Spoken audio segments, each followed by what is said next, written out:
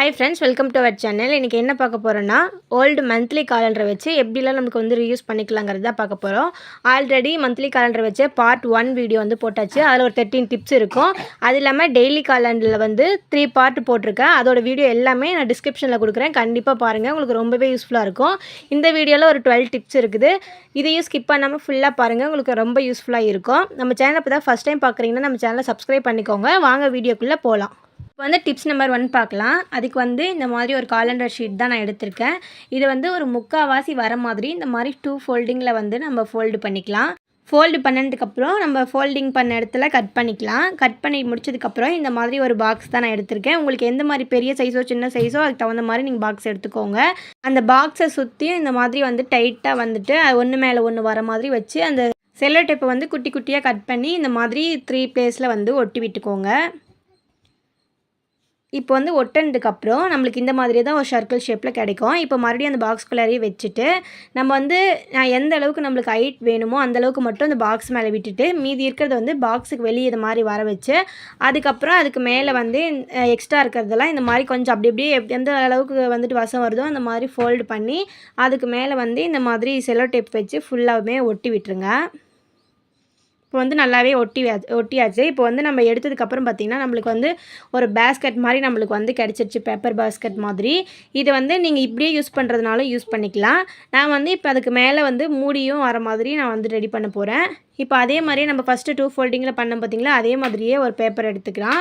எடுத்துகிட்டு ஃபஸ்ட்டு வந்து நம்ம டைட்டாக வந்துட்டு இப்படி வச்சு செல்லோ டேப் போட்டோம். ஆனால் இப்போ வந்துட்டு மூடிங்கிறதுனால கொஞ்சம் லூஸாக இருந்தால் தான் நம்மளுக்கு உள்ளே போகும். அதனால் கொஞ்சம் லூஸ் வர மாதிரி அந்த டைட்டாக அந்த பாக்ஸை வச்சு இது பண்ணாமல் கொஞ்சம் லூஸ் வர மாதிரி வச்சு செல்லோ டேப் போட்டுட்டு அதே மாதிரி பேலன்ஸ் இருக்கிறத வந்துட்டு இப்படி மடக்கி விட்டு செல்லோ டேப் போட்டு ஒட்டினோம்னா நம்மளுக்கு வந்து நீட்டாக ஒரு மூடியும் நம்மளுக்கு வந்து கிடச்சிருச்சு.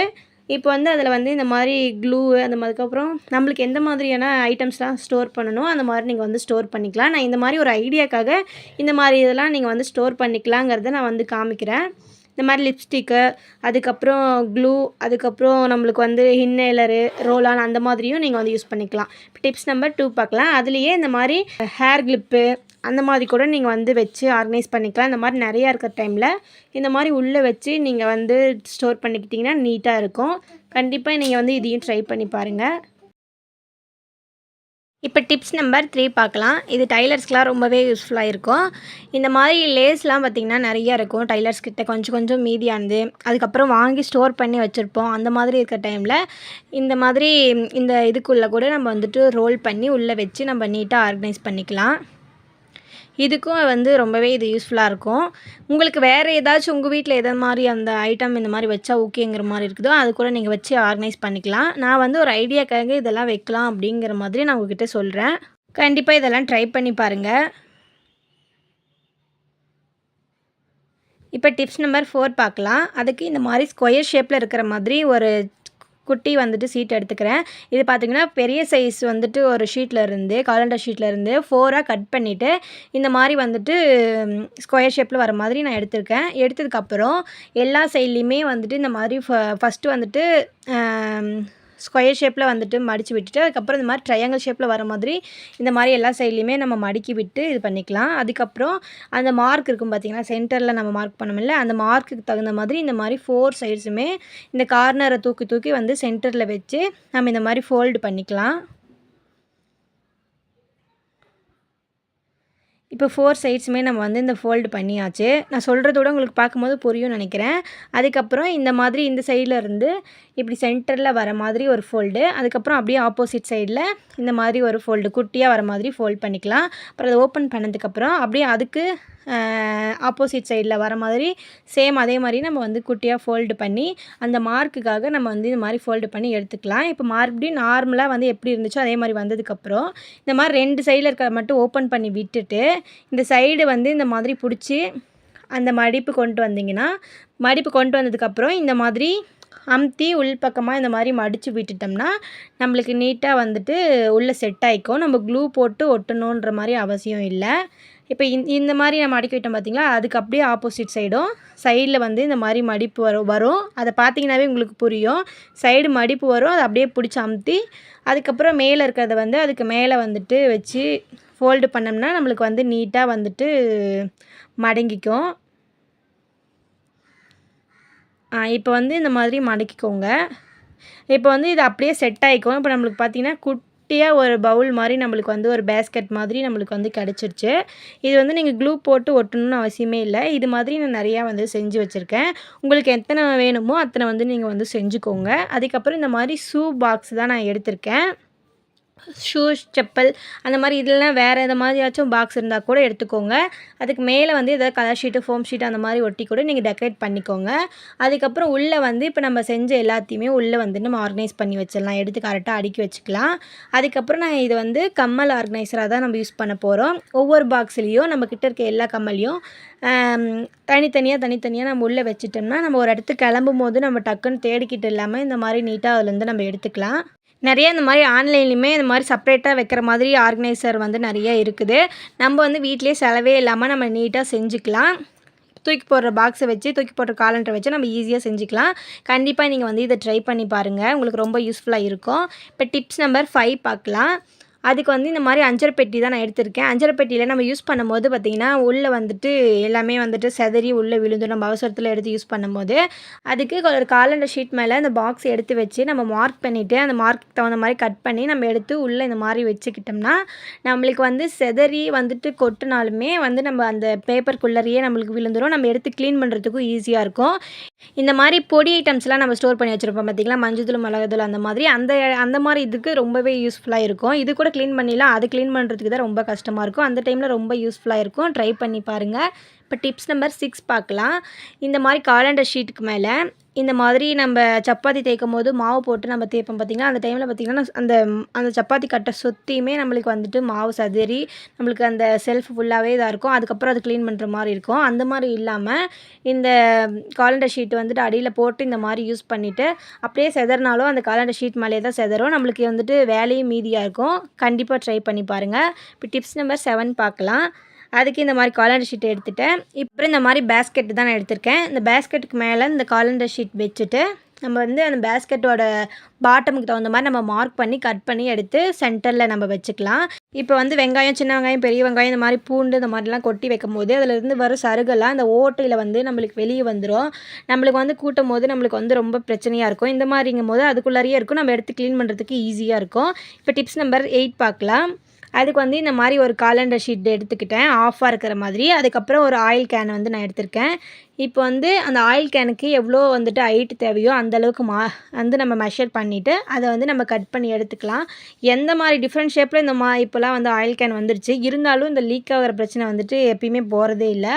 அந்த மாதிரி டைமில் இந்த மாதிரி அதை சுற்றி விட்டு இந்த மாதிரி ரப்பர் பேண்ட் வந்துட்டு மேலேயும் கீழேயும் 2 ரப்பர் பேண்ட் போட்டு விட்டோம்னா நமக்கு லீக் ஆகிற ஆயில் எல்லாமே அந்த பேப்பர்லேயே அப்சர்வ் ஆகிக்கும். ரொம்ப வந்துட்டு இதாக இருக்குதுங்கும் போது நம்ம வேறு பேப்பரை வந்து நம்ம சேஞ்ச் பண்ணிக்கலாம்.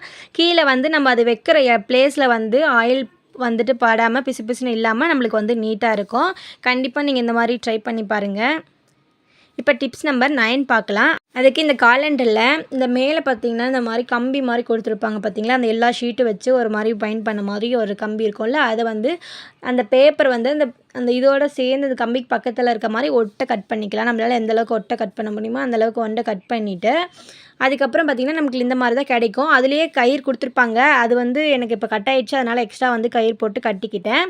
இப்போ வந்து நம்மக்கிட்ட இந்த மாதிரி ஏர் பின்ஸ் எல்லாம் இருக்கும் பார்த்திங்களா, அந்த ஏர் பின் வந்து ஒரு 5 எடுத்துக்கிறேன். எடுத்துகிட்டு நான் இப்போ எப்படி வந்துட்டு உள்ளே வந்துட்டு இன்சர்ட் பண்ணுறனோ அந்த கம்பிக்கு மேலே சொருகிட்டு ஃபஸ்ட்டு அது வேணால் சப்பட்டையாக இருக்கிற மாதிரி தானே இருக்கும். அதில் வந்து நல்லாவே இப்படி உள்ளே வந்துட்டு சொருகிக்கலாம். சொருகினதுக்கப்புறம் இந்த மாதிரி வந்து ஒரு ஊக்கு மாதிரி இப்படி வளைச்சி விட்டுக்கலாம். 2 பின்னாக இருக்கிற மாதிரி இருக்கும் பார்த்திங்களா, அது 2 சேர்த்து ஒன்றா அந்த மாதிரி வளைச்சிக்கலாம். நம்மளுக்கு வந்து இன்னும் கொஞ்சம் மொத்தமாக இருக்கிற மாதிரி இருக்கும் பார்த்திங்களா, அதுதான் நம்மளால் ஈஸியாக வளைக்க முடியாது இந்த ஏர் பின்னு. இது கொஞ்சம் மெலிசாக இருக்கிற டைப் தான், அதனால் நம்ம டக்குன்னு இந்த மாதிரி வளைச்சி விட்டுக்கலாம். இப்போ அதே மாதிரி நான் வந்து 5 வந்துட்டு போட்டு எடுத்துக்கிட்டேன். இது வந்து ஆணியில் அப்படி இல்லைன்னா விண்டோவில் அந்த மாதிரி கட்டி விட்டுக்கலாம். கட்டி விட்டதுக்கப்புறம் இதில் வந்து என்னென்ன ஆர்கனைஸ் பண்ணிக்கலாம் அப்படிங்கிறத நான் வந்து சொல்கிறேன். இப்போ வந்து நான் குட்டி பசங்களாக இருக்கும்போது வந்து பெல்ட் நிறையா இருக்கும். அந்த பெல்ட்டில் வந்து ஒவ்வொரு ட்ரெஸ்ஸுக்கும் பார்த்திங்கன்னா, அதிலேயே வந்து செட்டோடையே இப்போலாம் குடுத்துடுறாங்க. அந்த பெல்ட்டே நம்மக்கிட்ட வந்துட்டு நிறையா இருக்கும். அந்த மாரி பெல்ட்டெல்லாம் வந்துட்டு ஸ்டோர் பண்ணுறதுக்கு, ஆர்கனைஸ் பண்ணுறதுக்கு கூட நம்ம வச்சுக்கலாம். குட்டி பொண்ணுங்களா இருக்கும்போது நெறைய வந்துட்டு நெக் செயின்ஸ் எல்லாம் வச்சிருப்போம். குட்டி குட்டி மணி, பாசி அந்த மாரிலாம். அத ஆர்கனைஸ் பண்றதுக்கு கூட யூஸ் பண்ணிக்கலாம்.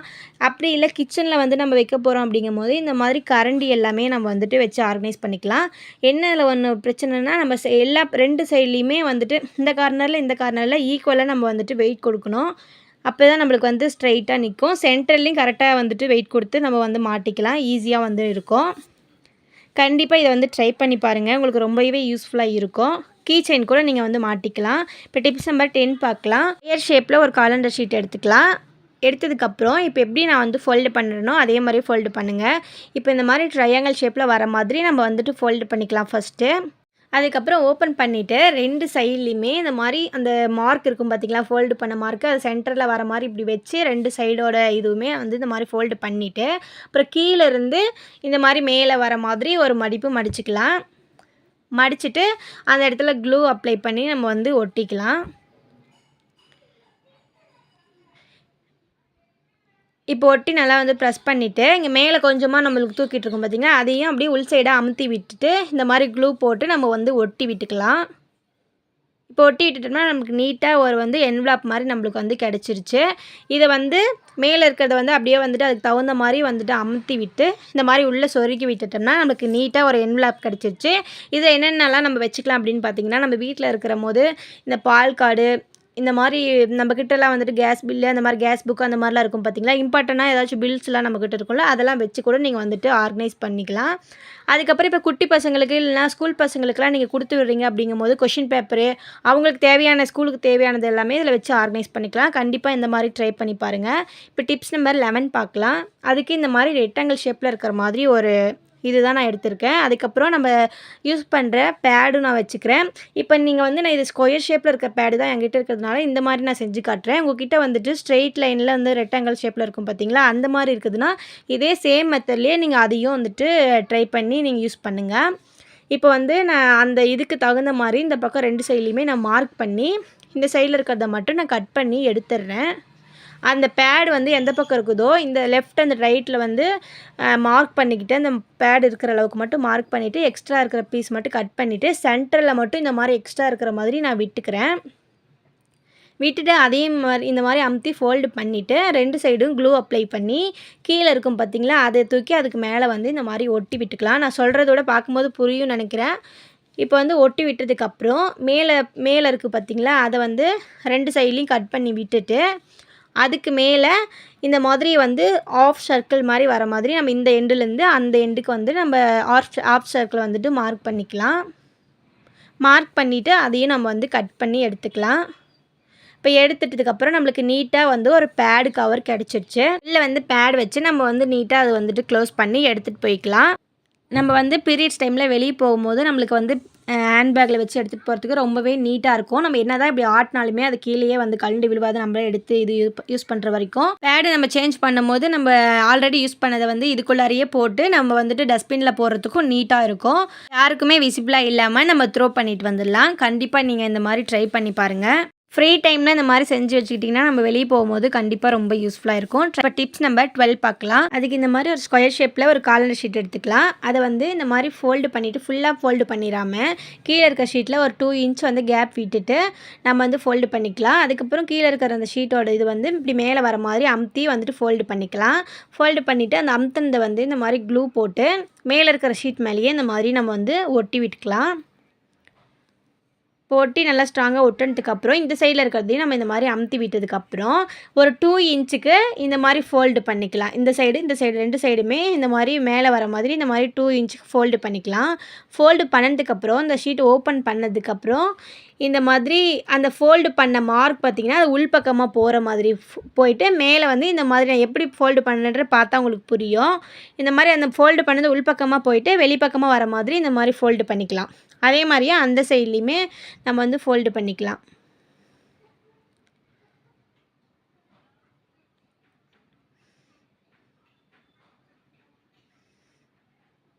இப்போ நம்ம வந்து 2 சைடுமே ஃபோல்டு பண்ணி எடுத்தாச்சு.